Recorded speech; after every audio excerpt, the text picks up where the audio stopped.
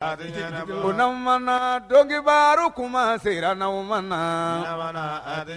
kunamana tiyadi kunundodo naumana kunamana arajo nyetagala naumana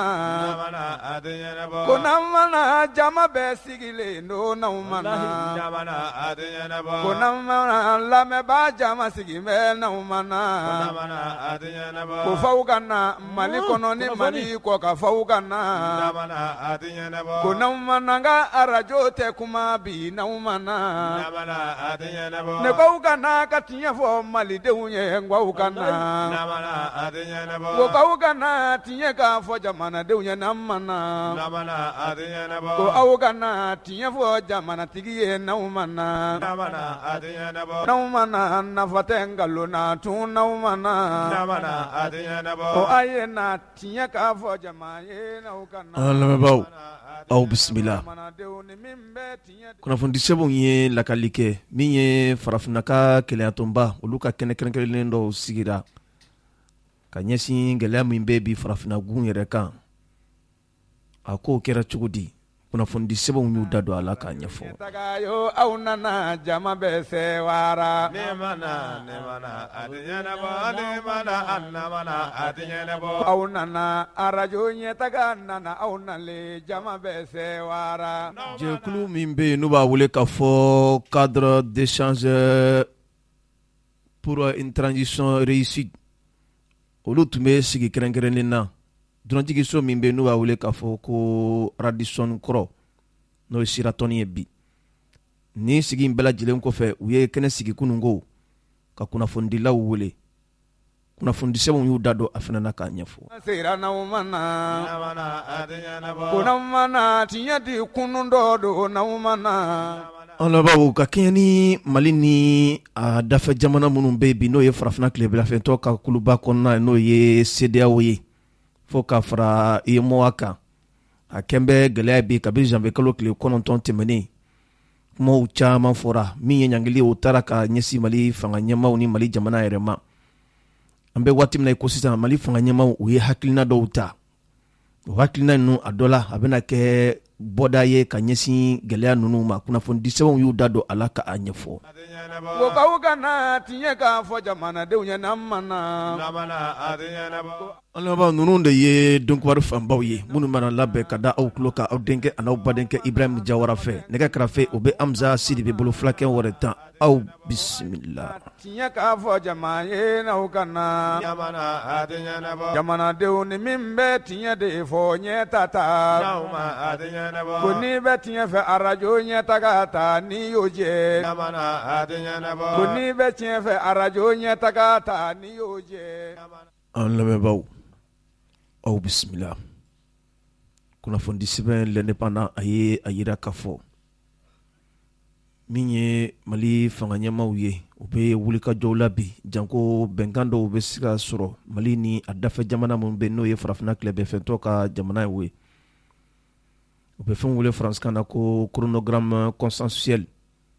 o koni kembe la ini ye bi mali fanganyama ufe janko bengan kerenkerelen do ube sika suro ma ube nyon famu mina o ka keseben furaye katadi farafna club fento ka jamana nyama munube ani farafna ka kele atomba no ye ino africaine mawye fokata bla dien selekanani tomba no ye communauté internationale konnaire kuna fodi seben l'indépendant ye ayira kafo ako abe watini bo kabiri janvier kalo kile kononton samba flani samwa ani fla mi nyangeli ye o tara kanyesi mali jamana nyama yerema ube fongole France kana ko embargo ni nyangeli ayirala kafo abe talike soron nasira yerefe abe talike jamana ni nyon che kalansoli yere danche bo sirafe ayirala kafo minye dawye olu nana soa mali jamana yere nye ube fongole kafo ka frontière yere datuku o kofe minye yemoy olu nana don kelela nafolo ko nasiraw fe mali mogo be nafolo munu na kasika ka baraw yere keni aye unana sira datugu olu fana ye kuna fondi seben kala kala ako ninko nunun ko ninkera gale abaye bi kanyesi mali jamana yere ma nga nina tabe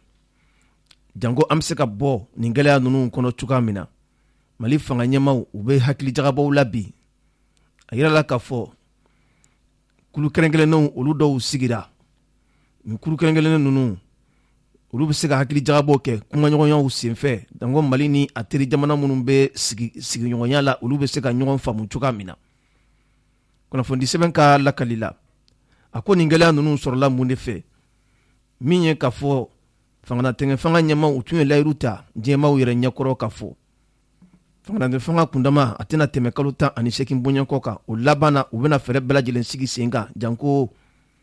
min ye kalatakow ye olu baaraw bɛɛ lajɛlen ka kɛ nka o kɔni kɛra fɛn ye fɛn min ni o baaraw ma se ka sigi sen kan o de hukumu kɔnɔ sa min ye farafinaka tilebiyanfɛtɔn ka kuluba ye olu kɔni nana ɲangeli yɛrɛ ta ka ɲɛsin Mali fanga ɲɛmaw yɛrɛ ma ko sababuya kɛ sigafɔ min tun bɛ yen ni Mali fanga ɲɛmaw tun kɛn bɛ ka a kumaw kɔni cari jamana fantan a 4 bɛɛ lajɛlen na n'u b'a wele faransikan na Assise nationale de la refondation o baaraw yɛrɛ nun donna ka bɛn ni décembre kalo tile 11 ka taa bila décembre kalo tile 30 san 2021 o baara ninnu senfɛ laɲiniba dɔw nana sɔrɔ o kɔnɔna na k'a fɔ min ye fangatɛmɛ fanga yɛrɛ kundama ye a ka ti a daminɛ kalo 6 fo ka taa bila san 5 bɔɲanko yɛrɛ la nin sɛbɛnfura ninnu talen yira farafina tilebiyanfɛtɔn ka jamana ɲɛmaw la olu kɔni ma ko bila dangirida la olu ye a yira k'a fɔ nin kɔni tɛ se ka faamu olu fɛ cogoya si la o de hukumu kɔrɔ u nana fɛɛrɛ bɛɛ lajɛlen sigi sen kan ka se ka Mali yɛrɛ ɲangi cogo jugu yɛrɛ la kunnafoni sɛbɛn ka lakali la a ko an bɛ waati min na i ko sisan Mali fanga ɲɛmaw nana jateminɛ kɛ u ye a ye k'a fɔ min ye kumaɲɔgɔnya olu ka sigi sen kan u bɛ fɛn wele faransikan na un groupe de dialogue au niveau ministériel ni ye minisirisow yɛrɛ jateminɛ laɲini bɛ ka kɛ bi minisiriw olu ka se ka kumaɲɔgɔnyaw yɛrɛ kɛ Mali ka gɛlɛya yɛrɛ la bɔdaw bɛ sɔrɔ sira jumɛnw fɛ min ye Mali ministre des affaires étrangères o ye maa ye maa min ni ale ka baara bɛnnen don Mali ani jamana wɛrɛ cɛ o kɔɲa ɲɛnabɔw ma ale bɛna don ni jɛkulu in yɛrɛ kɔnɔna na o kɔfɛ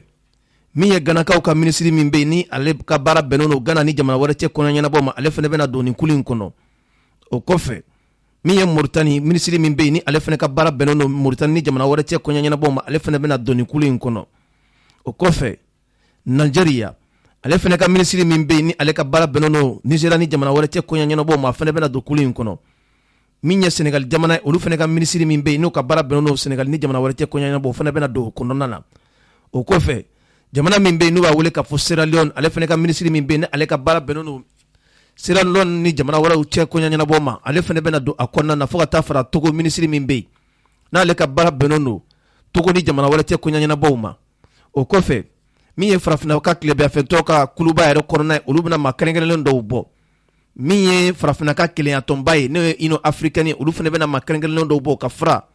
ONU yɛrɛ kan ninnu bɛɛ lajɛlen bɛna kɛ kurulu ye ka se ka jateminɛw dɔw kɛ hakilila baaraw yɛrɛ la janko kuma minnu bɛna bɔ nin ko in yɛrɛ kɔnɔna na a bɛ fɔ ma faransikan na ko projet de chronogramme de transition o ka taa kɛ sɛbɛnfura ye ka taa yira farafinna tilebiyanfɛtɔn ka jamana ɲɛmaw yɛrɛ la kunnafoni sɛbɛn ka lakali la a ko nin ko in kɔni kɛra fɛn ye bi fɛn min ni a kɛra sɛmasamali ye hali n'a sɔrɔla k'a fɔ min ye calendrier fɔlɔ ni o taara yira farafinna tilebiyanfɛtɔn ka jamana ɲɛmaw la n'o bɛnna janvier kalo tile 31 décembre kalo tile 31 san 2021 o kɔni ma bɛn cogoya si la nka a yira la k'a fɔ ninnu ka nin jɛkulu in kɔfɛ n'o ye minisiri jɛkulu in ye jɛkulu filanan fana bɛna sigi Mali fanga ɲɛmaw yɛrɛ fɛ u bɛ fɛn min wele k'a fɔ des personnes ressources ani ka fara experts yɛrɛ kan jamana kɔnɔdenw minnu hakili juru cayaninen don minnu ka faamuyaw ka bon kosɛbɛ olu fana bɛna kɛ kuluba dɔ ye ka fara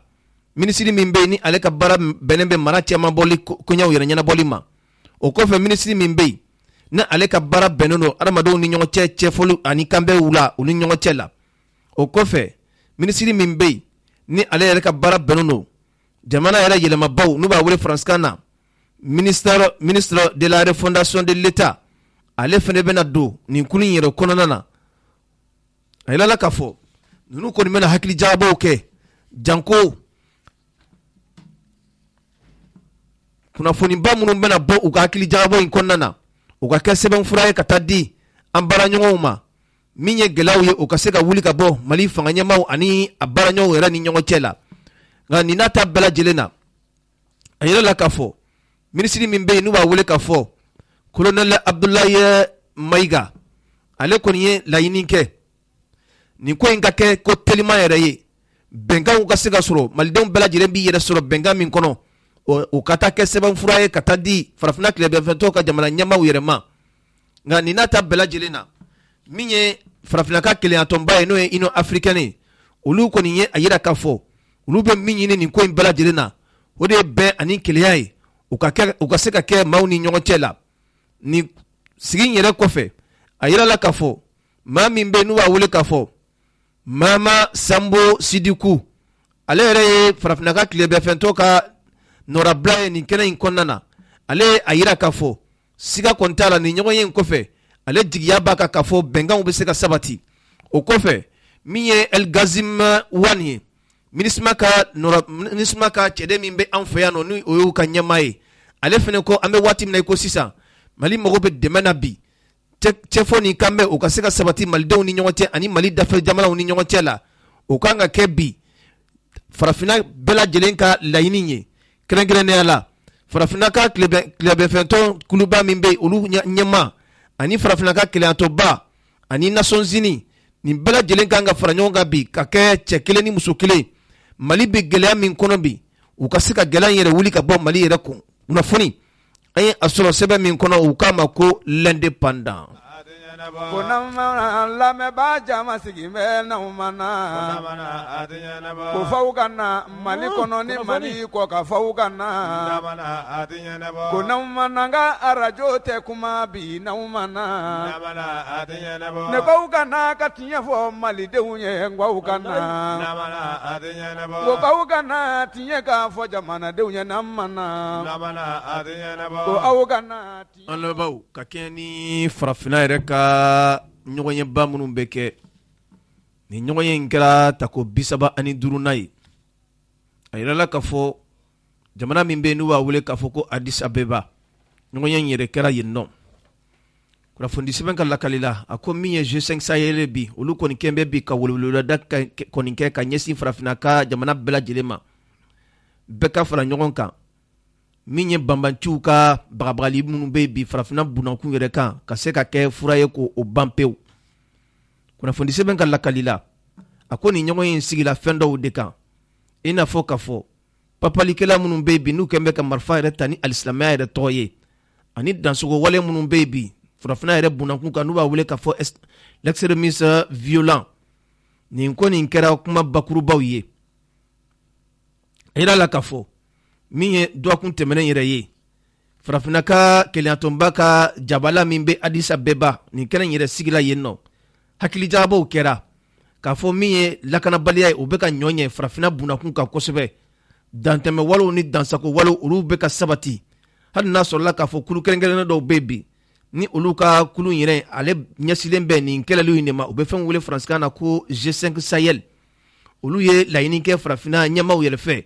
bolow ka di ɲɔgɔn ma min ye nin gɛlɛya ninnu ye u ka se ka wuli ka bɔ farafinna bunakun yɛrɛ kan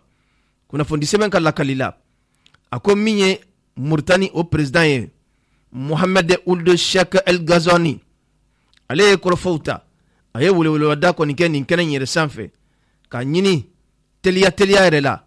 min ye bɛn ni keleyaw ye min ye bolodi ɲɔgɔnmaw ye olu ka kɛ maaw ni ɲɔgɔn cɛ la farafinna bunakun sanfɛ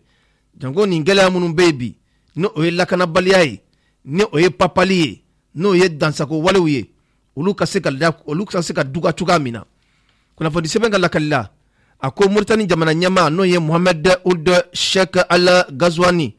a ko tiɲɛ don min ye G5 Sahel a bɛ k'a sɔn bi wulikajɔw caman kɔni kɛn bɛ a fɛ a n'a a baaraɲɔgɔnw u bɛ fɛn wele faransikan na ko partenaires olu bɛ wulikajɔw caman na wa nɔ caman yɛrɛ yera fana u ka baara ninnu na nka o n'a ta bɛɛ ni farama kɛ ɲɔgɔn kan bi ka se ka nin gɛlɛya ninnu kunbɛn a bɛ sɔn ka kɛ ko gɛlɛmanba ye farafinna yɛrɛ bunakun yɛrɛ sanfɛ kunnafoni sɛbɛn ka lakali la a ko nin ma kɔfɔlen a ye welemada kɛ k'a ɲɛsin farafinna ka keleyatɔba ma u ka dɛmɛ yɛrɛ ta teliya yɛrɛ la koyi ka se ka dɛmɛ bin ni kulu kɔfɔlen yɛrɛ kan n'o ye G5 Sahel ye hali n'a kɛra sɔrɔ ko nasiraw ani cɛdenw yɛrɛ nasiraw yɛrɛ la nin gɛlɛya minnu bɛ ka se ka a wuli cogoya min na kunnafoni sɛbɛn ka lakali la a ko Mauritanie jamana ɲɛma a da ma dogo k'a fɔ n'i ye nin jamana ninnu lajɛ bi u bɛ ka gɛlɛyaw de ta ka ɲɛsin u ma kɛrɛnkɛrɛnnenya la min ye Mauritanie jamana min ye Burkina jamana ye Niger jamana Mali jamana ani Tchad jamana gɛlɛyaw kɔni bɛ nin yɔrɔ kofɔlen ninnu na fo ka a dama tɛmɛ nka olu kɔni ka jate la n'i ye jateminɛ kɛ jɛkulu minnu bɛ yen n'u b'a wele k'a fɔ groupe terroriste di GSIM olu de ka wulikajɔ ka bɔ nin yɔrɔ kofɔlen ninnu na kosɛbɛ ani groupe EIGS ninnu fana ka wulikajɔ ka bɔ nin yɔrɔ kofɔlen ninnu na kosɛbɛ nka o n'a ta bɛɛ ale kɔni ye sinsin fɛn min yɛrɛ kan o de ye kumaɲɔgɔnyaw ka se ka sabati bɛn ni kɛlɛyaw ka se ka sabati farafinna jamanaw ni ɲɔgɔn cɛ la janko nin gɛlɛya minnu bɛ yen a bɛ se ka wuli ka bɔ yen ɲɛta u bɛ fɛn wele faransikan na ko développement réel olu bɛ se ka sabati cogoya min na kunnafoni an ye a sɔrɔ sɛbɛn min kɔnɔ u k'a ma ko l'indépendant o aye na tiɲɛ k'a fɔ jama ye n'aw ka na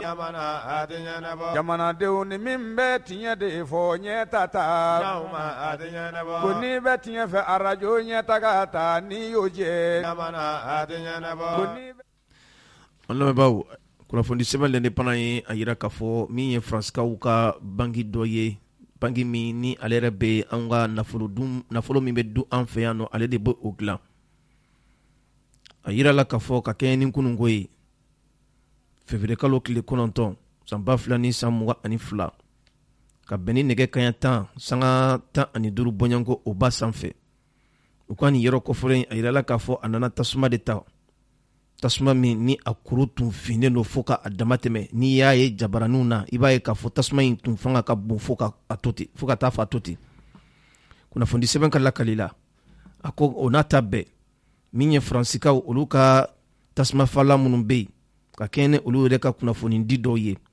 lieutenant colonel des pompiers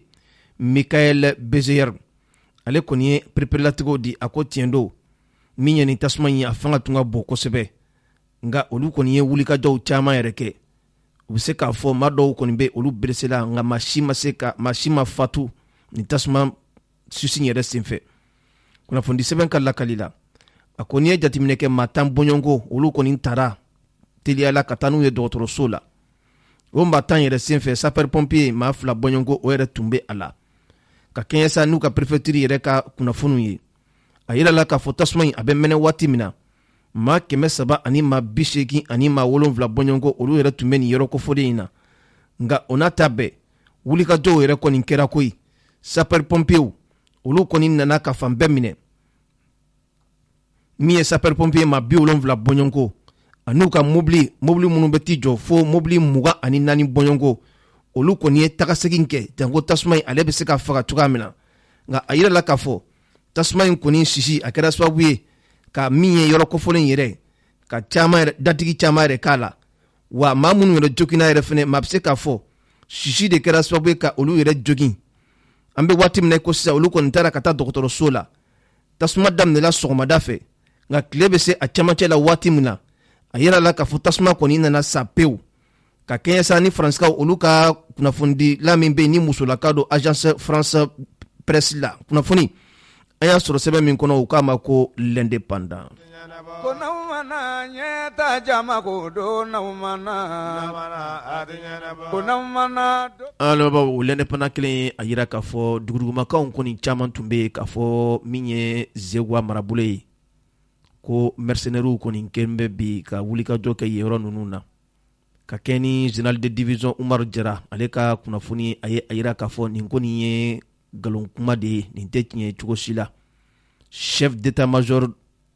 général des armées général de division Umaru Jara a yira k'a fɔ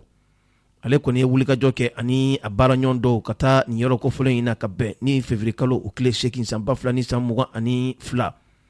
u ye munumunu salo yɛrɛ kɛ Zegwa yɛrɛ u ka finitigilakaw bɛ sigiyɔrɔ min na n'u b'a wele faransikan na ko poste de contrôle de Zegwa Mali ani Côte d'Ivoire yɛrɛ ni ɲɔgɔn cɛ la wulikajɔw kɔni caman kɛlen don an bɛ waati min na i ko sisan nga a ko a bɛ min kɔni fɔ ka maaw kɔni hakili lastigɛ sabu a ka nin wulikajɔ in senfɛ ani maa caman ye ɲɔgɔn ye min ye an ka fanga ka nɔrɔbila minnu bɛ yen fo ka taa se an ka laadala mɔgɔw yɛrɛ ma a n'olu caman sigila bɛɛ y'i fɛlaw fɔ nka a ko a bɛ perepelatigɛ min kɔni di nin yɔrɔ kofɔlen in yɛrɛ la min ye mercenaire ye a kelen tɛ yen cɛdenw olu bɛ baara la ninnu ye dugudumakanw de ye janko u bɛ se ka maaw yɛrɛ jaw papa cogoya min na cɛdenw bɛ baara la nin waati in na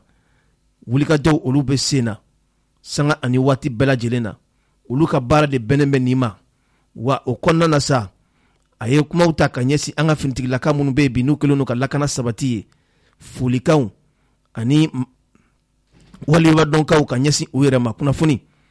an y'a sɔrɔ sɛbɛn min kɔnɔ u k'a ma ko l'indépendant n'aw mana arajo ɲɛtaga ye o n'aw mana ko n'aw mana ɲɛta jama ko don an lamɛnbaaw kunnafoni sɛbɛn soir de Bamako a ye a yira k'a fɔ min ye dankari waleya dɔw taara ka ɲɛsin jamana kɔnɔden gansanw ma ka sɔrɔ u ma min u ma bɔn yɔrɔ min bɛ yen n'u b'a wele k'a fɔ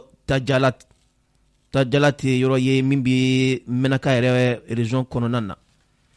kunnafoni sɛbɛn soir de Bamako a ye a yira k'a fɔ nin wulikajɔ in yɛrɛ senfɛ min ye lapitaliso dɔ ye dan nana kari o yɔrɔ la sugu dɔ fana bɛ yen dan nana kari o fana na ka fara magasin yɛrɛ caman kan nin yɔrɔ ninnu bɛɛ lajɛlen jeni ni tasuma ye maa wɛrɛ ma nin baara ninnu kɛ koyi min ye Iyad Agali ale ka baara ɲɔgɔn minnu bɛ nin yɔrɔ kofɔlen ninnu na olu de ka baara kɛra nin ye ka kɛɲɛ sa ni Umar Angoyiba ale ka fasiri ye a ye a yira k'a fɔ an bɛ waati min na i ko sisan min ye Menaka yɛrɛ marabolo ye bi maaw kɔni dusu kasilen don ka da lakanabaliya yɛrɛ o nasiraw yɛrɛ fɛ kunnafoni sɛbɛn ka lakali la a ko ka kɛɲɛ ni février kalo tile 6 ye san 2022 maa marifatigi jɛkulu dɔw de ye wulikajɔ kɛ minnu ni olu ka kuru bɛnnen don papali yɛrɛ ma u b'u yɛrɛ sɔrɔ kulu min kɔnɔ n'u b'a wele k'a fɔ groupe de soutien à l'islam et aux musulmans Iyad Agali olu masurunyamɔgɔba don kunnafoni sɛbɛn ka lakali la a ko ninnu ka wulikajɔ kɔni bɛnna nin yɔrɔ kofɔlen ma min ye Tajalati ye Tajalati yɛrɛ ani Menaka yɛrɛ cɛ a bɛ taa kilomɛtiri damadani yɛrɛ la nka kunnafoni sɛbɛn a yira k'a fɔ ka kɛɲɛ sa ni olu ka kunnafoni sɔrɔ siraw ye ni maa kofɔlen ninnu ye wulikajɔ de kɛ dɔgɔtɔrɔso min bɛ yen ka taa tasuma don o la k'a jeni o kɔfɛ min ye u ka dɔgɔ bɛ jɔ sugu min kɔnɔna na dɔgɔkun yɛrɛ kɔnɔna na u taara tasuma don o yɔrɔ fana na k'o jeni magasin minnu bɛ nin yɔrɔ yan fan yɛrɛ fɛ o ye tasuma don o fana na k'a bɛɛ jeni nin ko nin kɛn bɛ bi gɛlɛyaba ye ka ɲɛsin yɔrɔ sigibaw yɛrɛ ma kunnafoni sɛbɛn ka lakali la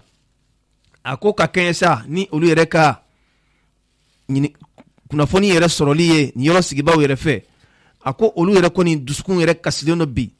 wa ni maa kofɔlen ninnu yɛrɛ nin n'a ta bɛɛ lajɛlen na u kɛn bɛ bi ka welewelemada yɛrɛ kɛ ka ɲɛsin nin yɔrɔ sigibaw yɛrɛ ma ni u ma wuli ka bɔ nin yɔrɔ ninnu na ni u seginna ka na u sɔrɔ yen ni u ye min sɔrɔ o kɛra u yɛrɛ ka fɛn laɲininen ye kunnafoni sɛbɛn a yira k'a fɔ a ko n'i ye jateminɛ kɛ maa b'i yɛrɛ ɲininka mun de y'a to u bɛ ka nin dansago wale yɛrɛ ta bi ka ɲɛsin yɔrɔ sigibaw yɛrɛ ma a yira la k'a fɔ nin waati laban ninnu na min ye kari ɲɔgɔnna ye o kɔni bɛ ka kɛ bi Iyad Agali ka cɛdenw ni o ye groupe A faten galona tunaw mana o aye na tiɲɛ k'a fɔ jama ye n'aw kana an bɛ a kɛ tuguni kɛlɛbaw fɛ Iyad Agali ale ka cɛdenw n'o o ye groupe de soutien à l'islam aux musulmans ye ka fara état islamique kan olu kɔni bɛ ka ɲɔgɔn kɔni bɔnɛ ɲɔgɔn ɲini na an bɛ waati min na i ko sisan kɛlɛbaw de kɛra u ni ɲɔgɔn cɛ o kɛlɛ in yɛrɛ senfɛ a yirala k'a fɔ maa caman de bɔnɛna u ni na ka bɛn sa min ye février kalo tile 5 san 2022 a yirala k'a fɔ nin yɔrɔ kofɔlen ninnu na wulikajɔw kɔni caman de kɛra yen nɔ maa caman de bɔnɛna u ni na ni banbanti tigilamɔgɔw yɛrɛ u ka kɛlɛ senfɛ Yadi ka maaw caman bɔnɛna u ni na état islamique maaw fana caman bɔnɛna u ni na nka o n'a ta bɛɛ u bɛ ka wulikajɔ yɛrɛ kɛ bi ka na min ye jamana kɔnɔden gansanw ye ka taa olu fana bololafɛnw yɛrɛ tiɲɛ bagabagaliw fana bɛ ka taa bi ni u ma u sigiyɔrɔw bila don n'a nataw la u bɛna taa ko wɛrɛw kɛ min ka jugu ni nin bɛɛ lajɛlen ye kunnafoni an ye a sɔrɔ sɛbɛn min kɔnɔ u k'a ma ko soir de Bamako kunamana tiɲɛdi kunun dɔ don n'awmana kunamana arajo ɲɛtaga la n'awmana an lamɛnbaaw o soir de Bamako kelen ye a yira k'a fɔ min ye Sumahila Bube Mayiga ye ale ka kɛnɛyako bilama a gɛlɛyalen bɛ kosɛbɛ ka kɛɲɛ ni Yusuf Konate a ka fasiri ye a ko min ye Sumahila Bube Mayiga ye a ka taaliko ka taa furakɛ jamana yɛrɛ kɔ kan o kɛn bɛ bi fɛn ye fɛn min ni a gɛlɛyalen bɛ jamana faamaw olu kɔni ban bɛ bi ka se ka Sumahila Bube Mayiga kɔni bila a ka taa yɛrɛ furakɛ an bɛ waati min na i ko sisan n'i ye jateminɛ kɛ ale yɛrɛ ka kɛnɛya ko u bɛ ka lafu sanga ani waati bɛɛ lajɛlen na ka sababuya kɛ a bɛ waati janbɔ a minɛnen bɛ bi a tun bɛ Bamako yɛrɛ kasobonba yɛrɛ la Sumahila Bube Mayiga ka da a ka lahalaw yɛrɛ kan a yirala k'a fɔ a tɛ se ka to Bamako kasobonba la fo ka taa furakɛ o hukumu de kɔnɔna na sa a taara ka taa Bamako yɛrɛ kiliniki dɔ bɛ yen ka taa a bila yen nɔ janko furakɛliw olu bɛ se ka sabati cogoya min na nka a yirala k'a fɔ Sumahila Bube Mayiga a yɛrɛ ka denbaya kɛnbɛ bɛ ka dusumakasaw yɛrɛ ta bi ka ɲɛsin jamana faamaw yɛrɛ ma ka kɛɲɛ min ye alamisa février kalo tile 3 san 2022 a yirala k'a fɔ Sumahila Bube Mayiga a bɛ dɔgɔtɔrɔso min na min ye a ka denbaya ye olu tɛna se ka don a ka cogoya si la a muso fara a denw hali a baaraɲɔgɔn minnu bɛ yen a yirala k'a fɔ ko olu si tɛna se ka don a kan ka da ni hakilina minnu taara jamana faamaw yɛrɛ fɛ kunnafoni sɛbɛn ka lakali la a ko nin kelen don fɛn ye bi fɛn min Sumahila Bube Mayiga a ka denbaya tɛ ka se ka a faamu cogoya si la n'a ma ɲa k'a fɔ maa min don a bɛ lahala min na bi a mago bɛ maaw la maa minnu bɛ se ka a tɔbɔ nka o n'a ta bɛɛ hali ni taara sɛbɛnfura de ta min ye kiiri tigilamɔgɔw yɛrɛ bolo k'i bɛna don ka Sumahila Bube Mayiga yɛrɛ lajɛ nin ye gɛlɛyaba ye bi a tɛ sɔrɔ cogo si la hali n'a sɔrɔla k'a fɔ fanga ka cɛbɔ dɔw de sigilen bɛ k'a kɔlɔsi kunnafoni sɛbɛn ka lakali la a ko ni jateminɛ ma kɛ bi Sumahila Bube Mayiga a ka lahalaw la sabu a bɛ waati janbɔ kabini janvier kalo tile 13 san 2022 min ye Sumahila Bube Mayiga ye a yɛrɛ ka furakɛlikɛla min bɛ n'o y'a ka dɔgɔtɔrɔ ye o ye a yira k'a fɔ siga kɔni t'a la Sumahila Bube Mayiga a kan ka bila ka taa bi jamana kɔ kan jango a bɛ furakɛ nka o n'a ta bɛɛ jamana faamaw kɔni sigilen bɛ bi maa si ma se ka kala dɔ ɲini k'a wɔgɔbɛ k'a fɔ Sumahila Bube Mayiga ka bila ka taa a furakɛ Sumahila Bube Mayiga a ko a ka denbaya kɔni ko bi olu dusukun kɔni kamikamilen don bi u dusukun kɔni fununen don bi k'a ye k'a fɔ Sumahila bɛ lahala min kɔnɔna na bana min bɛ a kan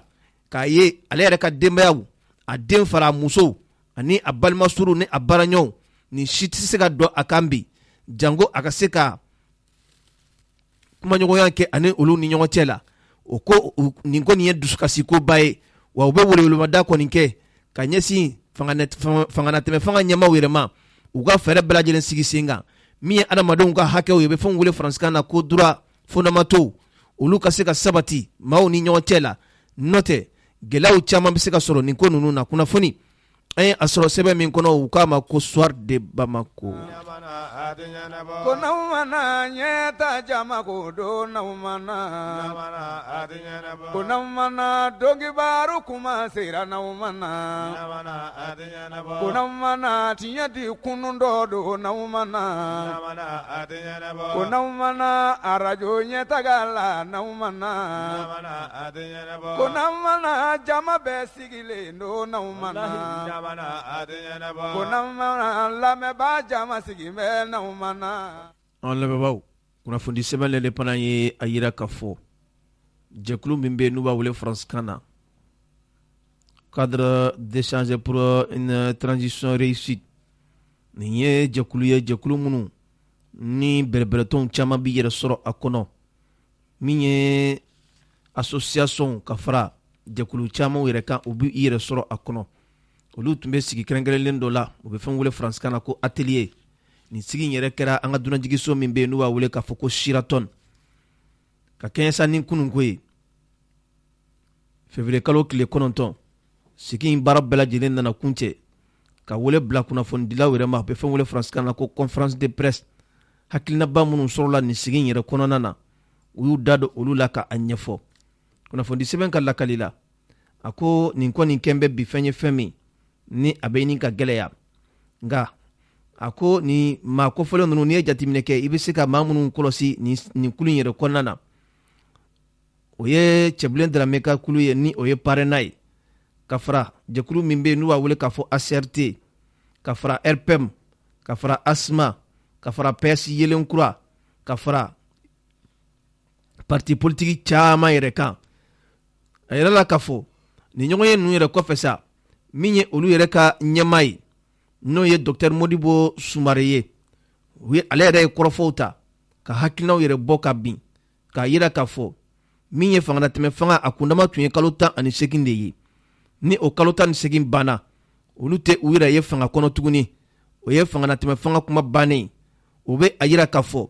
k'a daminɛ marisi kalo tile 25 san 2022 natɔ la olu kɔni t'a dɔn tuguni ko fanga bɛ yen wa olu bɛ min yɛrɛ fɔ u ka kumaw yɛrɛ la o de ye k'a fɔ kumaɲɔgɔnyaw u ka se ka sabati jamana faamaw ani jamana kɔnɔdenw ni ɲɔgɔn cɛ la n'a ma ɲɛ k'a fɔ kow kan ka taa tacogo ɲuman na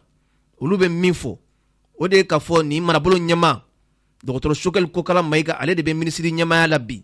u ka a bɔ minisiri ɲɛmaaya la ka gouvernement kura sigi minisiri ɲɛmaaya ka di maa min n'u b'a wele faransikan na ko neutre a tɛ fan si fɛ wa u ka bɛnkan kelen kan perepelatigɛw ka di kalataw olu baaraw bɛna kɛ teliya la cogoya min na min ye jamanakuntigi kalata ye wasaden kalata olu baara lajɛlen ka se ka ɲɛfɔ o kɔfɛ min ye bi jɛkulu min bɛ yen n'u b'a wele k'a fɔ Conseil national de transition CNT o fɛnɛ ka ci po ka kurakuraw yɛrɛ sigi o kɔfɛ min ye k'a fɔ sariyakisɛ min bɛ olu yɛrɛ bolo bi ni o ye loi électorale ye o ka kɛ fɛn ye fɛn min jamana kɔnɔden bɛɛ lajɛlen bɛ se k'i yɛrɛ ye a kɔnɔna na kɛrɛnkɛrɛnnenya la kunnafoni sɛbɛn ka lakali la a ko nin n'a ta bɛɛ lajɛlen kɔfɛ min ye u bɛ fɛn wele faransikan na motion de censure o nana bɔ kɔrɔfɔ yɛrɛ kɔnɔna na k'a yira k'a fɔ Sumailu Bube Mayiga a bɛ waati min na ko sisan a ye jɔyɔrɔbaw de ta jamana kɔnɔna na min ye premier ministre ye a y'o ta min ye ministre des affaires étrangères ye a y'o kɛ min ye ministre de la défense ye a y'o kɛ min ye sécurité d'état ɲɛmaaya ye a y'o kɛ a bɛ waati min na ko sisan ani nin mankan u b'a ɲini jamana faamaw fɛ u ka fɛɛrɛ bɛɛ lajɛlen sigi sen kan ka sira di Sumailu Bube Mayiga ma jango a bɛ taa a furakɛ cogoya min na nɛgɛ kɛrɛfɛ kunun ko an yɛrɛ tun bɛ kɛnɛ kan u ka kɔrɔfɔ ninnu a bakurubaw fɔra nasarakan na nka o kɔfɛ min ye bamanankan ye Isaka Jim ACRT ɲɛmaa ale ye o walawala min sɔrɔla a da kɔnɔ an ka jɛ ka dɔɔni lamɛn o la. An bɛ kɛnɛ min kan n'o ye parti politique ni regroupement faralen ɲɔgɔn kan ka jamanajɔ kuma ni jamanajɔ baara fɔ n'a bɛ fɔ transition min kan ka kuncɛ danaya ni jamanadenw ka hɛrɛ kɔnɔ n'o ye fɔ tubabukan na ko transition réussie n'o ye cadre ye olu ye sigi min kɛ bi mois de février tile 9 hôtel Sheraton na ka sanga ni laɲini belebele minnu n'o kumabaw fɔra tubabukan na an bɛ n'o de fɔ bamanankan na bɛɛ ka se ka i niyɔrɔ sɔrɔ a la danaya kɔnɔ o fɔlɔ ye mun ye k'a fɔ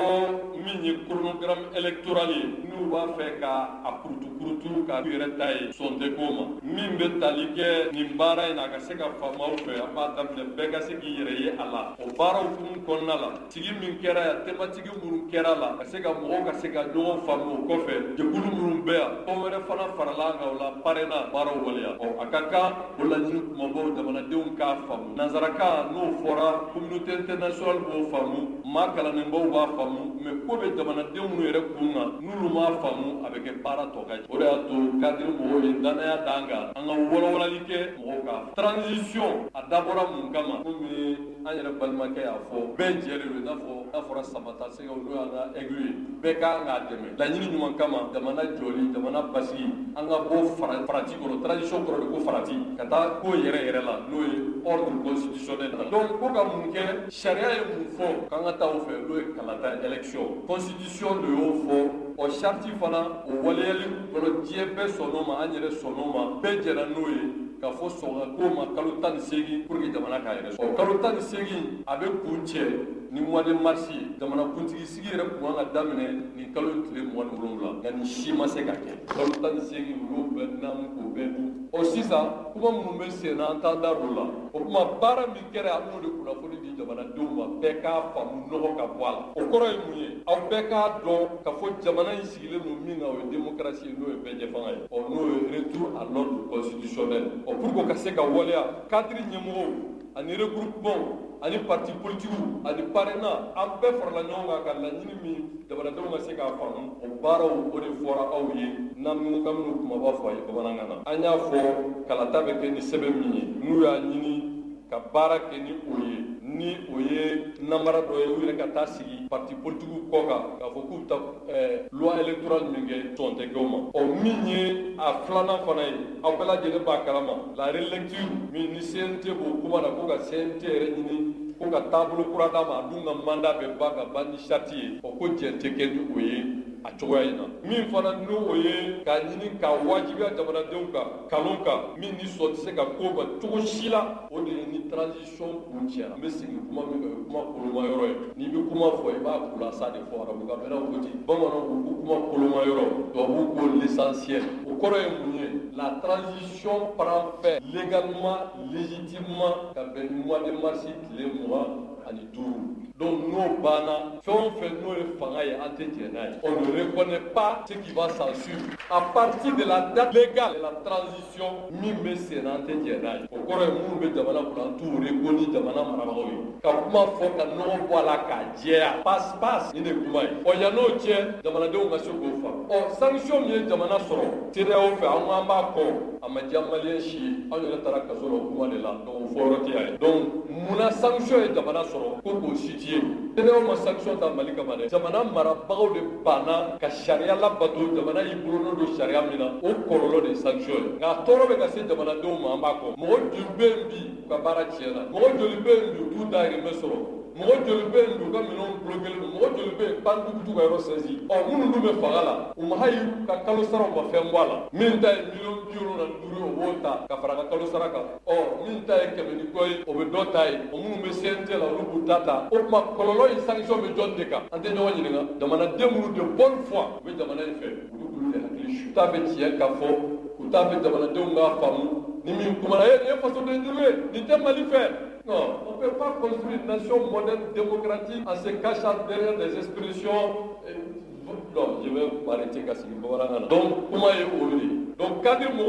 ko ka kuma kuncɛ la kuma kubaba de fɔra bamanankan na o de ye k'a fɔ nin gafe in a bɛ na warakata jamanadenw ka se k'a faamu sigikafɔw bɛ na kɛ kominiw kɔnɔ baro sugu bɛ kɛ jamana maabaw jamana kodɔnnaw jamana den minnu bɛ jamana kɔnɔ ani tungaranke minnu bɛ jamana kɔ kan ka fɛɛrɛ kɛ cogoya bɛɛ la jamanadenw ka se k'a dɔn kadiri ka laɲini tɛ dɔwɛrɛ o de ye le retour à une constitutionnel normal ka fɔ an ka segin sariya kɔ n'o ye président ka sigi n'i ko ko jamana bɛɛ b'i kɔ ta kala t'a la dɔrɔn o ma se kuma la o donc président ka sigi députéw ka sigi n'o sigira o tuma jamana yɛrɛ mago bɛ ko minnu na a b'o kɛ danaya kɔnɔ an bɛ lafiya an ni diɲɛ bɛ bɛn an ka jamana bɛɛ a fɔ min ma n'o ye a ka ɲɛtaga baara ye k'o kɛ o tuma ni sigi ka fɔ kumaba minnu fɔra an tun y'a kanu kadiri ɲɛmɔgɔw ka laɲini kɔnɔ ka se k'a walawala jamanadenw k'a faamu o kuma wɛrɛ fana bɛ yen n'o de ye k'a fɔ mɔgɔ o mɔgɔ bɛ yen o kɛra parti politique ye o kɛra tɔnkulu ye o kɛra fasoden ye i b'i yɛrɛ ye nin wulikajɔ in na i ka se kadiri ɲɛmɔgɔ ma fo ma tɔgɔ kana élargir la base du cadre kadiri dalen don bɛɛ lajɛlen parti politique dɔrɔn tɛ fasoden bɛɛ pour que ka nin laɲini sabati nka kuma kɛrɛnkɛrɛnnen bɛ yen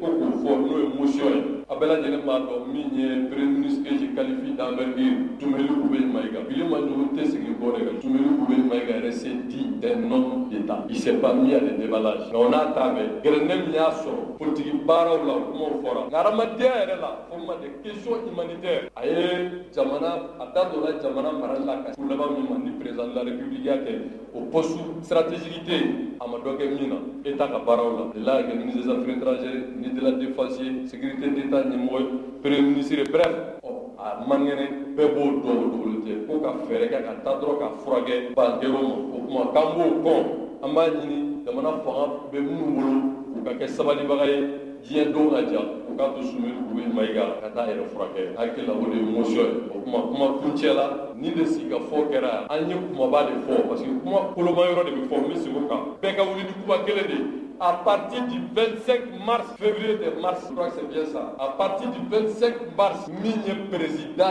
yéré, on est venu. On n'o ma sɔrɔ minnu bɛ u ka mandat banna minnu carte d'identité hali n'a kura b'i bolo n'a date banna o tuma minnu bɛ CNT la députéw tɛ ni charte date banna a banna sont ni légal ni légitime à parler et agir en notre nom. Donc o de ye bɛɛ k'i labɛn démocratie kɔnɔ bɛɛ ɲɛfɔga kɔnɔ basigi kɔnɔ o labɛn bɛ sabati o baaraw bɛ daminɛ depuis sisan pour que nin ko in ka waleya. Nka min fana fɔra n'i ko nin ma ɲi i bɛna ni proposition ye cadre mɔgɔw ye proposition kɛ n'o ye transition ye k'a fɔ malgré que jamana basigi kosɔn jamana lafiya kosɔn jamanadenw ka bɛn kosɔn hakilisigi bɛ se ka na cogo min na o tuma une nouvelle transition de 9 mois ko k'o waleya o bɛ taa kun cɛ ni mois de décembre ye. Donc n'o baaraw bɛ kɛ cadre b'a wajibiya sigikafɔ min bɛ kɛ cadre da bɛ don a la a bɛ proposition kɛ pour k'a ka ɲɛ parce que cadre ɲɛmɔgɔ sɔn de bonne foi o bɛ jamana ko de la u k'a dɔn jamanajɔ baara de don nka jamana bɛ jɔ ni sariya de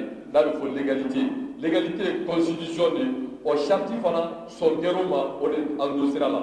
n'i tɛ constitution kɔnɔ i tɛ charte kɔnɔ e tɔgɔ ye jumɛn ye a fɔ ma tubabukan na ko confiscation du pouvoir o tuma cadre ko tɔ man ka k'o ma donc an bɛɛ ka fara ɲɔgɔn kan pour que le 25 mars jamana k'a yɛrɛ sɔrɔ bɛɛ ɲɛ fanga sira kan wasala. An lamɛnbaaw nin tun ye ACRT ɲɛmaa ye Isa Kawu Jim ale kɔfɛ sigi in wililen an y'an madon Dr Modibo Sumare la kadiri yɛrɛ ɲɛmaa de ye ale ka ɲininka nin hakilina ninnu olu yɛrɛ fɛ a bɛ se ka kɛ cogo di gɛlɛyaw tɛ sɔrɔ a kɔnɔna na wa min sɔrɔla ale da kɔnɔ an ka jɛ ka dɔɔni lamɛn o la. Dr Modibo Sumare ne ye plateforme ARP président ye wa n ye cadre d'échange des partis et regroupement des partis pour une transition réussie n y'o président ye. An bɛ min fɔ nin sigikafɔ in na an ko an ye hakililataw de ta depuis kalo caman a labantɔ de kɛra bi ye parce que an ye nin fɛn in natɔ ye k'a fɔ an bɛna se transition bantuma ma k'a sɔrɔ élection ma kɛ k'a sɔrɔ foyi ma kɛ k'a sɔrɔ résultat tɛ yen. An ko an b'a fɔ tuguni an bɛ maliyɛnw ta en témoin ni le 25 mars 2022 sera n'o bɛ bɛn transition ka mandat banni ma n'o sera ka sɔrɔ an ma sigi ka kuma kɛ an b'a fɔ fanga tɛ jamana kɔnɔ bilen n'a bɛ fɔ o ma vide juridique n'o sera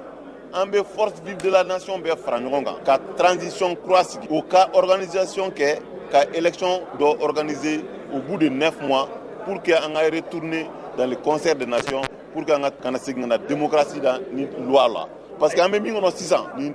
ye cɛmancɛ fanga de ye an b'a dɔn fanga cɛmancɛ fanga kɔnɔ abus caman b'a kɔnɔ an t'o fɛ. président yirala k'a fɔ n'i y'a ye kalafili tɛ se ka kɛ lakanabaliya de bɛ yen lakanabaliya in dun bɛɛ ɲɛ b'a la yala aw yɛrɛ bolo bi an bɛ don min na ko bi aw bɛ se ka taa campagne kɛ nin yɔrɔ ninnu na ka se ka kalafili kɛ a waati kɔnɔna la yala aw bolo bɛ se ka kɛ. an y'o fanga résolution kɔnɔ an ko lakanabaliya sécurisation an b'a fɔ tubabukan na n'o ye sécurisation du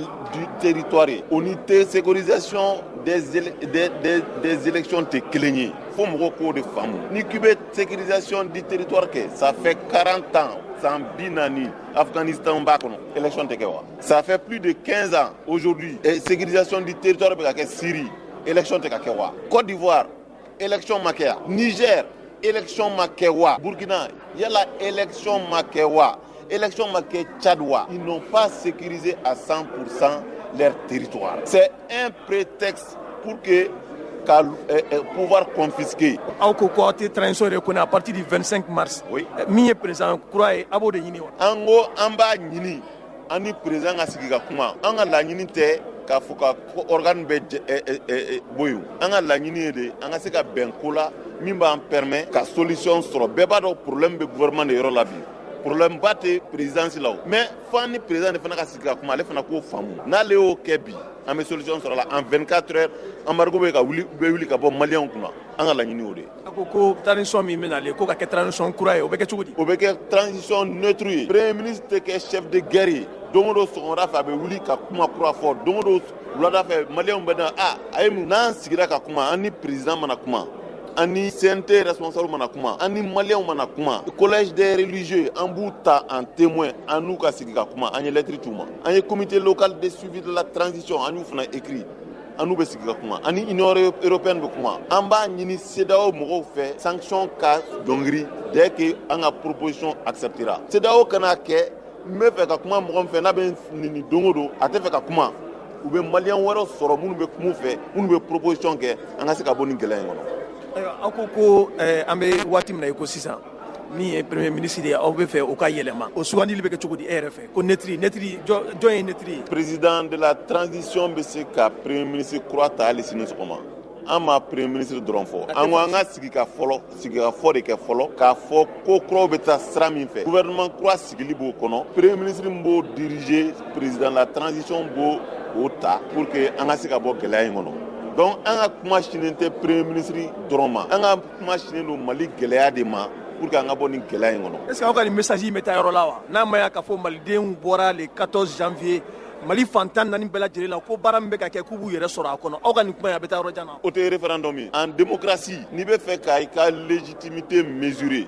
i bɛ référendum de kɛ ça c'est les urnes mais k'a fɔ bon maliyɛn ye bɔ an ka fɔ kan an bɛ sanction contre la ne ka militants tun bɛ yen cadre militants tun bɛ yen k'a fɔ ko a ye sanction an bɛ sanction contre la mais ni gouvernement ye baara kɛ pour que sanction kana jamana contre la o ye sanction de ye gouvernement contre la parce que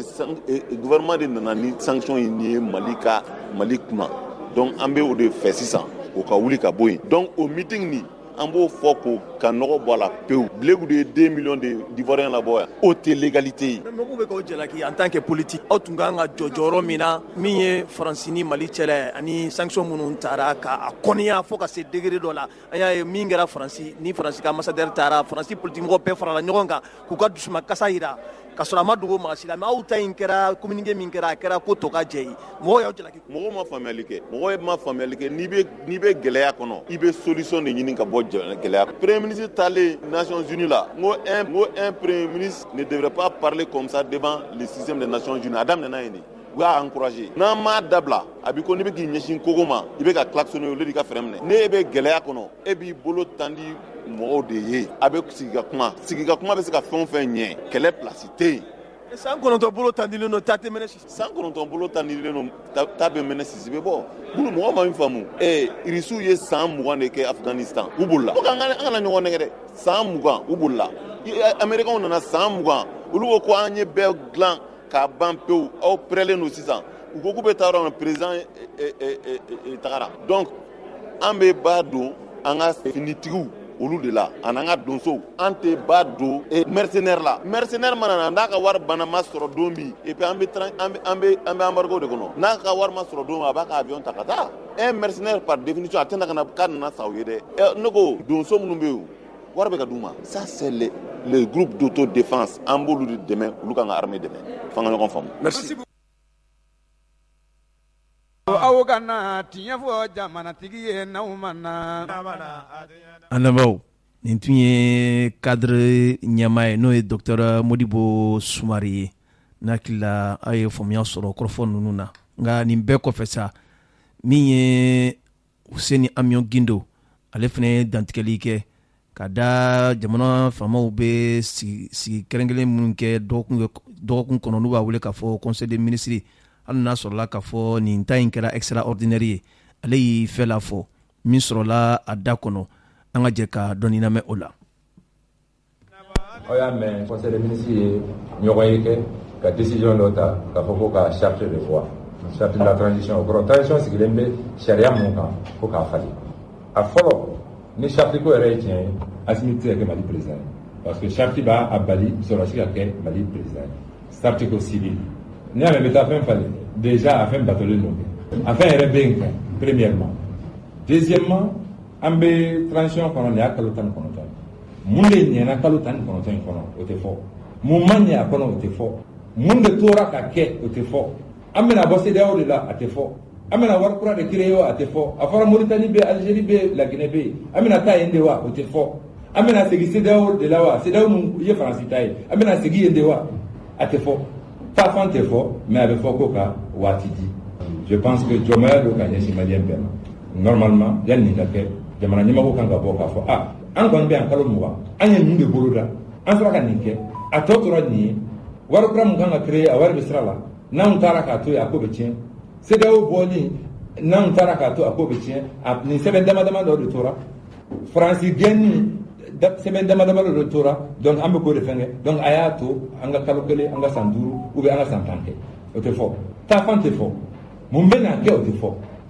an ka taa charge falen dɔrɔn pour que an ka to yen an ka to yen ka mun kɛ aw ye mun kɛ o tɛ fɔ aw bɛ na mun kɛ o tɛ fɔ aw kɔni ka to yen dɔrɔn donc vraiment moi je pense que hali dutigi hali ka du kɔnɔ n'i ye san kelen di mɔgɔw ma k'a fɔ k'u bɛna hɛrɛ sɔrɔ san kelen kɔnɔ i ɲɛ b'a la du bɛ degun kɔnɔ i ko k'a ka muɲu i bɛ ka nin bɛɛ kɛ pour que don dɔ a ka hɛrɛ de sɔrɔ a ka sɛgɛn muɲu bi maliyɛn bɛɛ bɛ ka sɛgɛn muɲu ka da o kan maintenant sɛgɛn in bɛna an bɛna bɔ a kɔnɔ cogo min na o kuma tɛ fɔ an bɛ ka sɛgɛn muɲu kun mun kama a tɛ fɔ mais an filanw an dɔgɔninw olu de sigilen bɛ sanfɛ k'a fɔ non compte rendu t'u bolo k'a kɛ jamana kɔnɔdenw ye olu kana bɛ tɛmɛ n'a ye cogo min y'u diya CNT olu yɛrɛ ye CNT mun sigi o CNT bɛ a suma k'a k'u yɛrɛ kun an ye réunion kɛ bi an ka parti y'a dénoncé pour nous c'est une fuite en avant Assimi kan ka fɔ k'a fɔ maliyɛnw ye a ye mun kɛ mun tɔɔra ka kɛ a bɛ ka taa ni Mali ye sira jumɛn fɛ pour que an ka se ka da a la ka se ka a fɔ k'an bɛ danaya wɛrɛ da o kan hali président élu tɛ se ka position falen nin cogo in na k'a fɔ k'i bɛ to fanga la a tɛ kɛ tan o. an lamɛnbaaw nin tun ye Useni Amion Gindo ye ne hakili la ye faamuyaw sɔrɔ nka an bɛ min fɔ ka da nin bɛɛ kan o de ye k'a fɔ tuma dɔ la kunnafoni a baara ma nɔgɔ min ye fanga dɛmɛbaaw ye an ye ko bɛɛ k'u fɛ jango an k'u fɛla sɔrɔ kɛrɛnkɛrɛnnenya la Jamil Bitar a ye layidu d'an ma koyi parce que tuma dɔw la n'i ma faamuya a bɛ k'i na k'i bɛ fan kelen de ka ko ɲɛɲini ka na o tɛ a ye layidu di layidu sera k'a wele a tɛ téléphone ta a tɛ fɛn f'i ɲɛna min ye Mamadu Tarawele fana ye layidu tun b'a n'a fana cɛ ninnu bɛɛ ko k'u bɛ fanga dɛmɛ a tun ka d'an ye k'u fana fɛla mɛn nin ko ninnu na hélas an m'a si sɔrɔ an bɛ Ala deli Ala ka jamana lafiya. Ah chérie, ya macaroni ka di dɛ. Ni macaroni lakika ye pastaroma ye alikama mugu gɛrɛgɛrɛ ye min bɛ dilan an yɛrɛ fɛ Mali la yan Kapal SA fɛ macaroni pastaroma a ye ɲɛna cɛ ka ɲi wa a dundala ka di pastaroma a sugu ka ca yaasa bɛɛ ka ni dingɛ sugandi escargot fusilli spaghetti vermicelle ani bayani a bɛ sɔrɔ butikiw alimentation supermarché sugu Mali fan bɛɛ n'aw mago b'a caman san ta la aw ka se goloni na u jabala bala wala a bɛ weleli kɛ 20 21 65 30 20 21 65 30 Pastaroma a nandan ka di a nama kɛrɛbɛtɛ awɔ pastaroma nantan ka di a nama kɛrɛbɛtɛ n'aw mana arajo ɲɛtaga ye o n'aw mana lamɛnbaaw kunnafoni sɛbɛn Soir de Bamako a ye a yira k'a fɔ min ye papalikɛlaw olu bɛ munumunu salo la bi Douanza marabolo kɔnɔna na Mopti dafe dugu caman na a yirala k'a fɔ ni waati laban yɛrɛ la u ye wulikajɔ kɛ ka ɲɛsin dɔngɔnɔ denmisɛn dɔw yɛrɛ ma minnu b'u yɛrɛ sɔrɔ Dana Amasaku yɛrɛ kɔnɔna na kunnafoni sɛbɛn ka lakalila a ko min ye funankɛni maa 6 bɔɲɔgɔnko olu b'u yɛrɛ sɔrɔ wala u ni Dana Amasaku ka surun dɔɔni wulikajɔ kɛbaw kɔni ye wulikajɔ kɛ ka ɲɛsin ni maa kɔfɔlen ninnu yɛrɛ ma ka bɛn ni février kalo tile 6 san 2000 ni san 22 a kɛra sababu ye sa a ko kɔni gɛlɛyara fo ka a dama tɛmɛ nin yɛrɛ kɛra yɔrɔ la yɔrɔ min ni ani Douanza yɛrɛ cɛ bɛ ti jɔ kilomɛtiri 4 bɔɲɔgɔnko yɛrɛ la kunnafoni sɛbɛn ka lakalila a ko nin kɔni kɛra kiri kɛra waati ca ye waati min na nin funankɛnilaka ninnu olu bɛ ka kɔlɔsili kɛ jango benganikɛlaw kana na bin dugu sigibaw yɛrɛ kan o waati kelen nin maa kɔfɛlenw n'o ye papalikɛlaw ye u ye wulikajɔ kɛ ka na nin maa kɔfɛlen denmisɛnninw ninnu yɛrɛ kama a kɛra fɛn ye fɛn min ni a gɛlɛyara kosɛbɛ kunnafoni sɛbɛn a yira k'a fɔ a ko olu kɔni ka kɛɲɛ n'u ka kunnafoni sira ye u ye nɛgɛjuru de ci ka maaw ɲininka maa minnu ye Dana Amasaku yɛrɛ cɛkunba jɔnjɔ dɔw ye olu ye a sabati k'a fɔ nin maa kɔfɛlenw n'o ye papalikɛlaw ye jatigɛ wale tigilamɔgɔw u kɛn bɛ bi ka kɛlɛ donsen kuraw de ta u bɛ fɛn wele faransikan na ko gaz lacrymogène o de b'u u bolo bi ka so ka a bugubuguma u kɛlɛkɛɲɔgɔnw yɛrɛ kan o kɔfɛ u bɛ marifamugu de wuli ka tugutugu ɲɔgɔn kɔ kunnafoni sɛbɛn ka lakalila a ko nin funankɛnilaka ninnu waati min na u bɛ kɔlɔsili la jango mɔgɔ kana bin dugu sigibaw ni dugu yɛrɛ kan maa yɛrɛ bɛ se k'a fɔ koyi ninnu tɛ donso ye nka u ni danna masago ka surun dɔɔni kunnafoni sɛbɛn ye a yira k'a fɔ ni waati kelen na papalikɛlaw ye wulikajɔ ta ka ɲɛsin ni maa kɔfɔlɔ ninnu yɛrɛ ma o wulikajɔ nana wolo fɛnna fɛn min n'u ye gazi lacrymogène de fili ka taa ni maa kɔfɔlɔ ninnu de nɔfɛ a kɛra sababu ye sa gazi kɔni sisi cayara ka ninnu ninakiliw yɛrɛ degun o kɔfɛ sa u ye marifamugu yɛrɛ kongo marifakisɛ o ye maa dɔ kelen sɔrɔ a kɛra sababu ye o yɛrɛ bɔnɛna a nin na an bɛ waati min na i ko sisan maa bi yɛrɛ ɲininka banbanci tigilamɔgɔw donsow ka ca u bolo san ani waati tuma dɔ la u bɛ fodon bala n'u yɛrɛ don dugu jukɔrɔ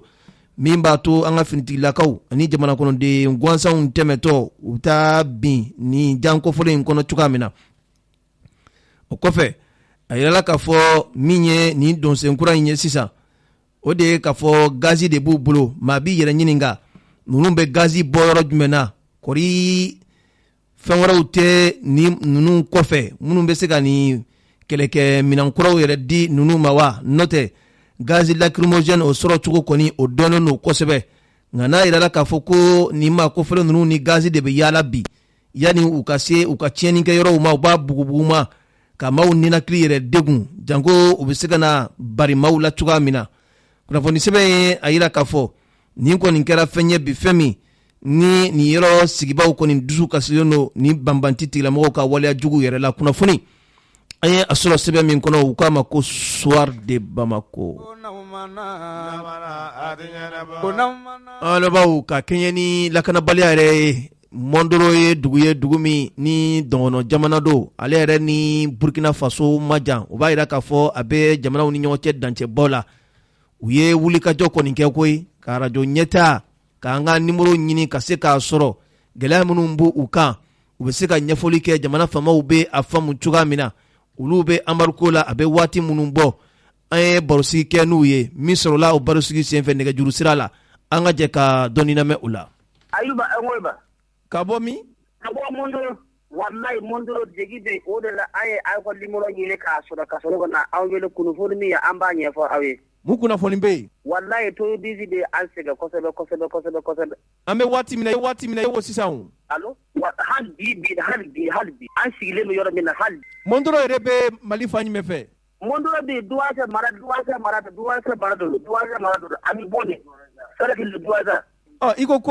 terroriste k'u bɛ k'aw sɛgɛn bi kosɛbɛ. Wallahi Allah u yi an sɛgɛn ni sɛgɛn ti fila kɔni sɛgɛn bɛ an ka bi an b'a b'u da an ka yɛrɛ. I bɛ se ka ɲɛfɔli jumɛn k'an ye u bɛ k'aw sɛgɛn lahala jumɛnw kan? An ti bɔ yɛrɛ hali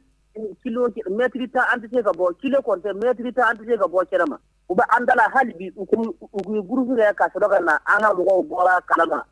donc an ka mɔgɔw nana u d'abord kɛnɛ tɛ ka ko nɔgɔ bɛ se ka an bɛ nɔgɔ kɛnɛ de yiri kɛnɛ tigɛ ka na an ka tobili kɛ. O tumana e bɛ ka nin gɛlɛya min fɔ nin daminɛna waati jumɛn? Wallahi Allah kibaruya min bɛ an fɛ ni an sɛgɛn di fili kɔnɔ an sɛgɛnlenba de bɛ yen sisan kɔni an bɛ min ɲini Mali gouvernement fɛ u ka an dɛmɛ Ala yɛrɛ de kama n'o tɛ ni sɛgɛn di fili an sɛgɛnlen bɛ san 2 ani kalo 8 an bɛ embargo la. San 2 ni kalo damadɔ aw bɛ embargo la? Wallahi san 2 ni kalo parce que san 2 an ma sɛnɛ kɛ surtout ni kalo 8 na an sɛgɛn yɛrɛ ko de bi kalo 7 bi an tɛ se ka taa hali kilo kalo 8 la. Terroriste minnu bɛ aw dala yen nɔ maliyɛnw de don wa ou bien dunanw de don? Hali bi maliyɛnw de don wa ou bien dunanw de don? Wallahi terroriste don wallahi an ko t'a dɔn siya min bi ko an t'a dɔn bɛɛ donc u kɔni hali bi u bɛ yen hali sa avion nana munumunu ka taa hali sa hali a ma heure kelen yɛrɛ sɔrɔ hali sa an sigilen bɛ yɔrɔ min na. Avion jumɛn nana munumunu? Avion nana munumunu ka taa. Mali sɔrɔsiw ka avion de nana munumunu aw ka yɔrɔ la wa? O t'a yira k'a fɔ ma dɔ la u bɛ ka labɛn kɛ ka na terroriste kama wa? Wallahi Allah bi ne kɔni wallahi lakana foyi tɛ an fɛ bi kɔni sɛgɛn bɛ an kan yɛrɛ de lakana kɔni tɛ yen parce que an kɔni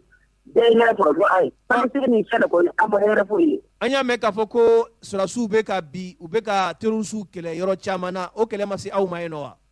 O ma se an fɛ fɔlɔ. Aw dun ka baloko bɛ cogo di? Wallahi balo kɔni tɛ an bolo balo foyi tɛ an bolo. Balo kɔni an ma sɛnɛ kɛ san 2 ani kalo 8 ni san 2 kɔni an ma biri daba yɛrɛ kan kalo 8 an kun bɛ den an ka ɲɔ kɔrɔ la o fana banna bi kɔni an bɛ Ala de bolo. Mondoro yɛrɛ sigibagaw siya jumɛnw de don? Mondo kado de taro. Dogono. Dogono aw ni Dana Masagu tɛ ɲɔgɔn kalama wa? Non, adi ɲɔgɔn sɔrɔ, adi Dana Masagu tɛ ɲɔgɔn sɔrɔ. Suleiman Ongoiba, ka bɔ Mondoro. Mondoro bɛ Mali fan jumɛn fɛ? Mondoro bɛ c'est le nord du Mali, vers la frontière de Burkina. Comme a ye weleli kɛ bi radio ɲɛtaa la k'aw bɛ fɛ k'aw ka hakilinaw fɔ aw ka lahalaw kan. Wallahi gɛlɛya bɛ yɛrɛ yɛrɛ de. Mun gɛlɛya bɛ aw kan yen nɔ? Wallahi bon gɛlɛya caman de bɛ yan Mondoro dugu kɔnɔ. Gɛlɛya dumuni ko bɛ yen, jiko bɛ yen, déplacement ko bɛ yen. Aw tɛ k'aw ka dɔgɔjɔw kɛ wa? Wallahi an tɛ ka foyi de sɔrɔ, san fila ni kalo 8 hali dugu tɔw tɛ se ka don an ka dugu min kɔnɔ. Foyi tɛ se ka don, minɛnw tɛ se ka don, mobili tɛ. Aw ka maire tɛ yen wa? Maire bɛ yen. Olu ma wele bila jamana faamaw ma? Wallahi bon u ɲɛ b'a la kɔni, an kɔni t'a dɔn u b'a la ka mun kɛ dɛ, mais u ɲɛ b'a la an kɔni t'a dɔn. U ɲɛ b'a la yɛrɛ de. Maire bɛ yen, sous-préfet bɛ yen, u bɛɛ de bɛ yen. Nka aw ka yɔrɔ in na yen nɔ kori. N'an ma an ye nin bɛɛ fɛ Malidenw ye bɛɛ fɛ ka dɛmɛ k'u Mondoro la parce que Mondoro sɛgɛnlenba de dugu fitinin na san 2 ani kɛmɛ kalo 8 dugu bɛ embargo la, mɔgɔ tɛ se ka don, mɔgɔ tɛ se ka bɔ.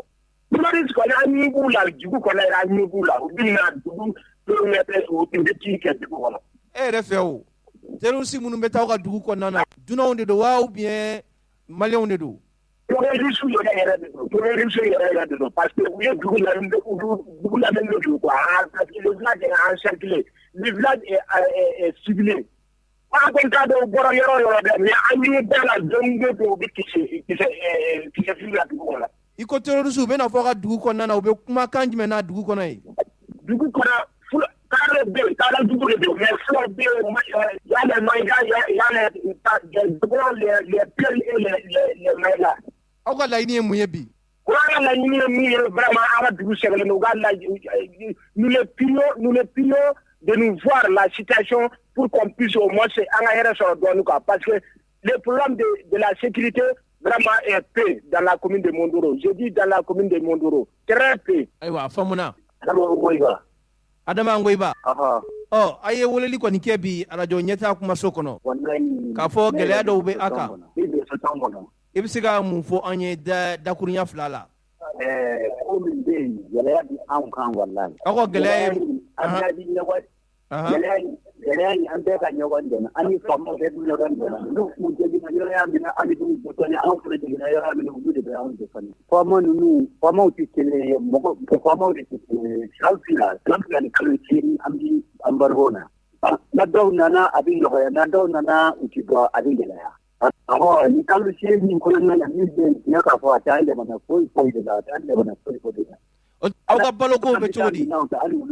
Wallahi balo kɔni t'anw bolo. Wallahi balo kɔni t'anw bolo. Wallahi an bɛ ka ɲɔgɔn dɛmɛ de. Sinon fɔlɔ na an kun bɛ se ka bɔ ka taa duguw na ka taa ɲɔw ni fɛnw san ka na, mais sisan kɔni a cogoya foyi tɛ t'anw bolo. Ayiwa, komi a faamuna radio la kuma don. Ni Ala sɔnna jamana faamaw u bɛna u ka welekan mɛn wa u b'a jaabi fana inshallah. I ka kuma laban ye jumɛn ye? Ne ka kuma laban n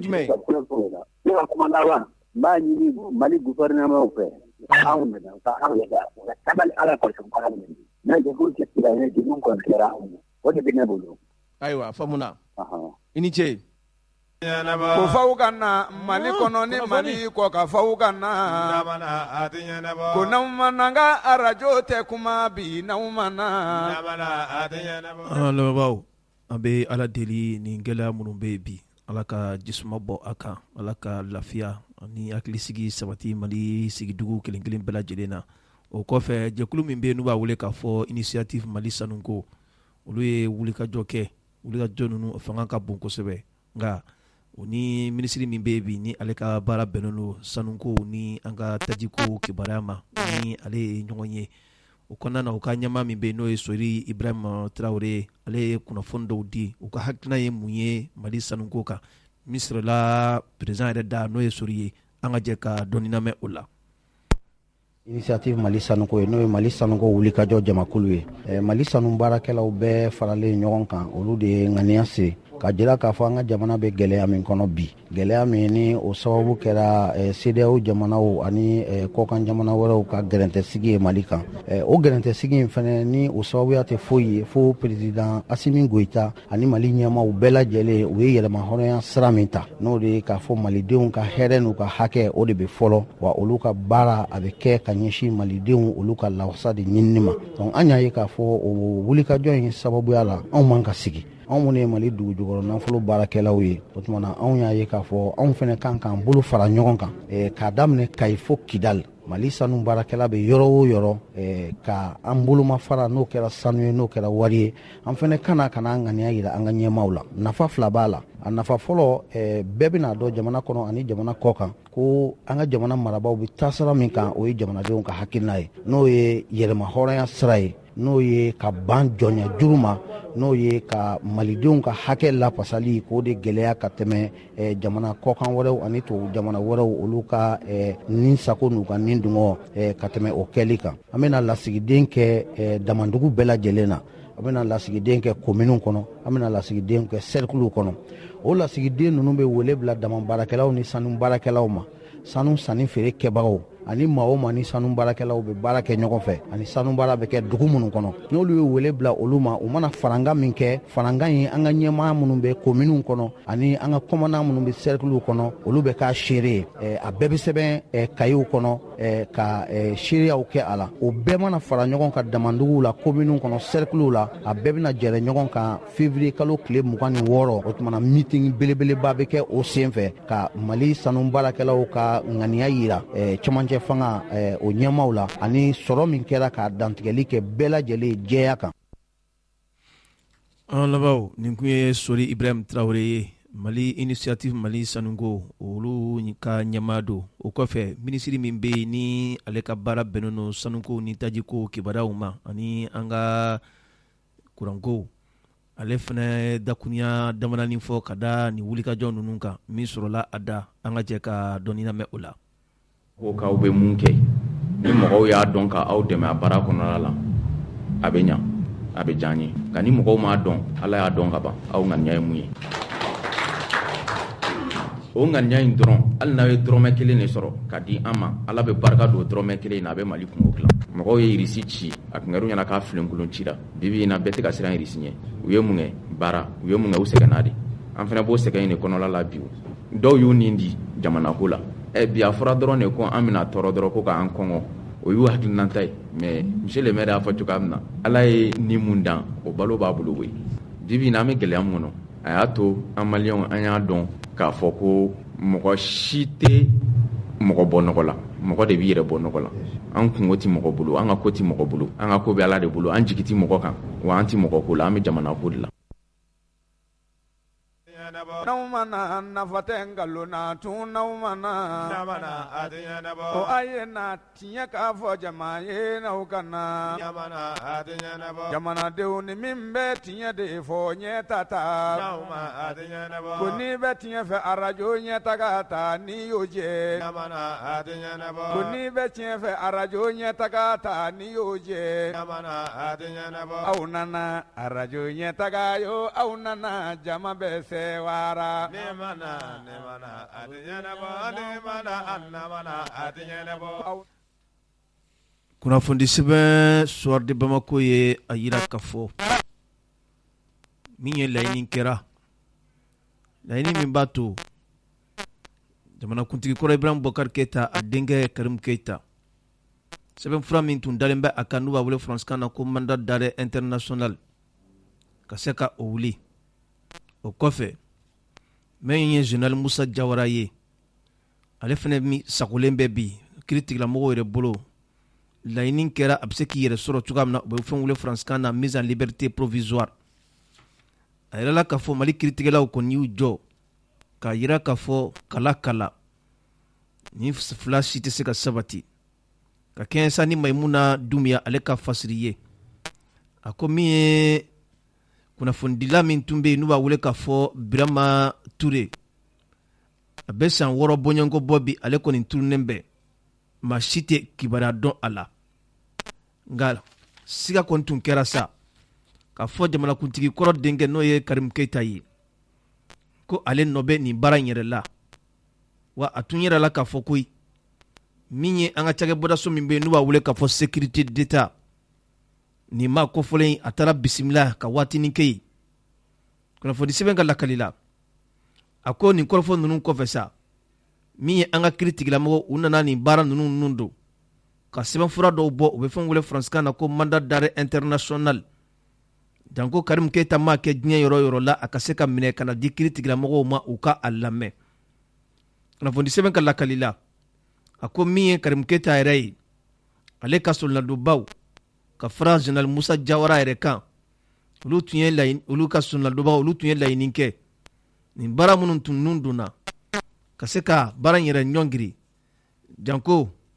min ye mandat d'arrêt international a kɔrɔfɔ ka jɔ Musa Jawara ale bɛ kaso min na bi a ka se ka fiɲɛ bɔda sɔrɔ nin kɔni tun kɛra laɲini ye ka ɲɛsin kiiri tigilamɔgɔw yɛrɛ ma nka nin laɲini a ma sira sɔrɔ cogoya si la kiiri tigilamɔgɔw u ye a yira k'a fɔ olu tɛna nin kuma in yɛrɛ lamɛn kunnafoni sɛbɛn ye a yira k'a fɔ a ko hakililajigila min ye sɛbɛnfura min bɛ n'o b'a wele k'a fɔ mandat d'arrêt international o nana da Karim Keita ka bɛn tɛnɛndonya dɔ ma juillet kalo o tile 5 san 2021 Karim Keita ma kɛ yɔrɔ yɔrɔ la dugukolo sanfɛ n'a yera a ka minɛ ka na n'a ye ka di kiiri tigilamɔgɔw yɛrɛ ma u bɛ fɛn wele k'a fɔ doyen des juges d'instruction de la commune 4 de Bamako nin baara in yɛrɛ kɛra ale yɛrɛ fɛ o kɔfɛ a ko général Musa Jawara ale nana lamɛn kiiri tigilamɔgɔw yɛrɛ fɛ nka yanni a lamɛnli yɛrɛ cɛ sɛbɛnfura dɔw taara minisiriso min bɛ yen ni olu ka baara bɛnnen don an ka lakanako olu yɛrɛ kɔɲɔw ma n'o ye ministre de la défense ko ye ayiwa nɛgɛ kɛrɛfɛ an tɛ bamanankan mɛn défense de lakana ye wa ou bien défense ye mun ye sécurité de lakana ye dɛ ayiwa a bɛ faamu u ye laɲini kɛ k'a fɔ général Musa Jawara a ka bila kiiri tigilamɔgɔw olu ka bolo yɛrɛ kan siga kɔni kelen don a la k'a fɔ ko a nɔ bɛ baara dɔw la i n'a fɔ Birama Ture ka tununi ko Birama Ture minɛni a taara bila sécurité d'état la a ye waatinin kɛ yen ne ka kuma tɛ sabu nin kuma in ka gɛlɛn kosɛbɛ kunnafoni sɛbɛn de y'a lakali a ye a yira k'a fɔ o hukumu kɔnɔ sa min ye minisiri min bɛ yen bi ni ale ka baara bɛnnen don an ka kɛlɛkɛcɛw ka kɔɲɔ ɲɛnabɔw yɛrɛ ma u nana yamaruya di k'a fɔ Musa Jawara ale ka lamɛn o lamɛnni senfɛ min ye kiiri tigilamɔgɔw u nana sɛbɛnfuraw kɔni da a kan ka bila ka taa kaso la a bɛ waati bɔ kaso yɛrɛ la an bɛ waati min na i ko sisan o hukumu kɔnɔ a yira la k'a fɔ u ka soldats tun ye laɲini kɛ Musa Jawara Karim Keita mandat d'arrêt min dalen bɛ ale yɛrɛ kan ani Musa bɛ kaso min kɔnɔ bi fiɲɛ bɔda o ka di Musa ka se k'a yɛrɛ sɔrɔ Karim Keita a ka nin mandat in ka se ka wuli nin ko nin kɛra kiiri tigilamɔgɔw fɛ min ma bɛn cogoya si la u y'a yira k'a fɔ olu tɛna sɔn o ma nka an bɛ waati min na i ko sisan kunnafonidilaw olu ka kuluba min bɛ n'u b'a wele k'a fɔ Reporters sans frontières olu fana kɛn bɛ bi ka dusumakasa yɛrɛ ta ka ɲɛsin an ka jamana ɲɛmaa dɔw yɛrɛ ma sabu n'a ma ɲɛ k'a fɔ Birama Ture a yirala k'a fɔ ani minnu tun ye waati kɛ ɲɔgɔn kan kaso yɛrɛ la ko olu dɔw ye a sɛbɛntiya k'a fɔ k'a tun bɛ yen ni o sabatira o ni kuma dɔnyɔrɔ ni a bɔyɔrɔ bɛ taa yɔrɔ jumɛn na olu kɔni bɛ min ɲini bi min ye an ka kiiri tigilamɔgɔw ye u ka nin ko in teliya janko a tiɲɛ a ka se ka bɔ kɛnɛ kan bɛɛ lajɛlen ka faamuyaw sɔrɔ a la n'a yirala k'a fɔ kunnafonidila u ka minɛ ka tunu maa tɛ a tunu yɔrɔ dɔn maa tɛ a taa yɔrɔ dɔn o ye gɛlɛyaba ye bi kunnafoni an ye a sɔrɔ sɛbɛn min kɔnɔ u k'a ma ko soir de Bamako arajo ɲɛtaga ta ni y'o jɛ ko n'i bɛ tiɲɛ fɛ arajo ɲɛtaga ta ni y'o jɛ aw nana arajo ɲɛtaga yo aw nana jama bɛ sɛwara